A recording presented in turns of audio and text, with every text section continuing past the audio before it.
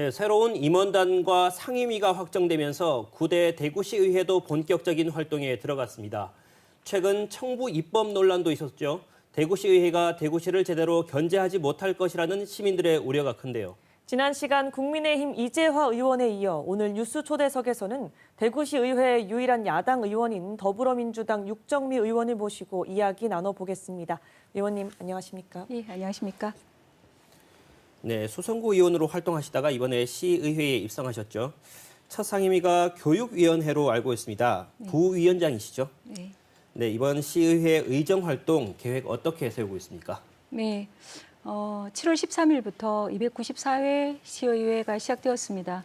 이제 오늘 날짜로 교육청 소관부서의 업무보고를 다 받은 상태고요. 네. 아직 더 파악을 해봐야 되겠지만 제가 수성구 의원일 때 전국에서 최초로 발의한 마더센터 조례와 연관된 게 학교 돌봄 사업입니다. 이제 그 돌봄 사업이 활성화될 수 있도록 하고 싶고요.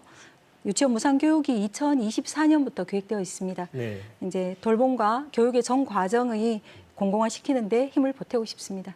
예. 네. 대구시 의원 32명 가운데 현재 31명이 국민의힘 소속이고 의원님이 유일한 야당 의원이신데요. 유일한 야당 의원으로서 앞으로 어떻게 대응하실 계획인지도 좀 궁금합니다. 예, 사실 막막합니다.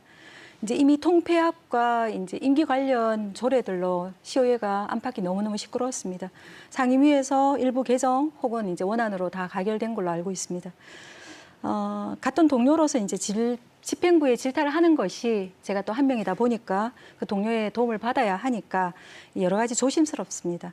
이제 하지만 이제 민주당 비례대표로서 그리고 430만 대구 시민을 대표하는 이제 의원으로서 할 말을 하면서 집행부 감시 견제해야겠죠. 네. 해서 22일 본회의에 이번에 이제 1년에 9건의 흔히 청부 입법이라고 얘기하고 홍 시장님 아주 싫어하시는데 그 부분과 관련해서 5분 발언을 준비하고 있습니다.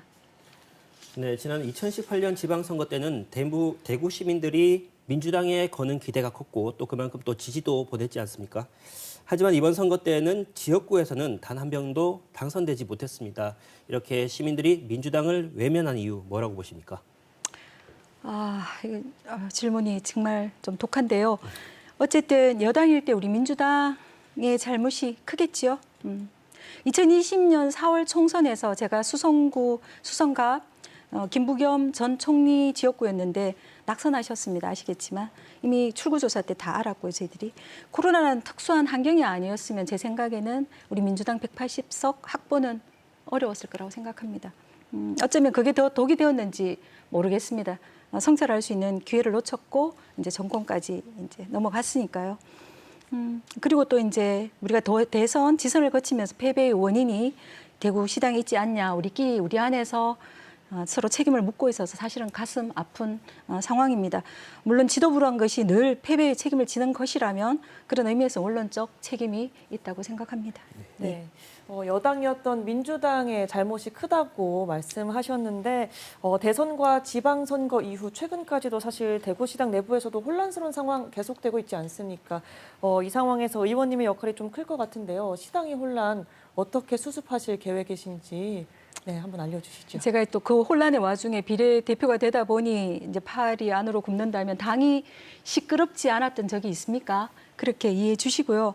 이제 바깥에서 보는 것만큼 그렇게 내부 혼란은 없지 않나 싶고요. 일단 저의 역할이라는 것이 크게 이제 도움은 드려야 되겠지만 12개 지역위원회에 위원장들이 선출되셨고 지금 8월 6일에는 대구시당위원장이 선출될 겁니다. 그 분들이 큰 역할을 하셔야 되고 저는 또 거기에 또 힘을 보태야 될 것 같습니다. 네.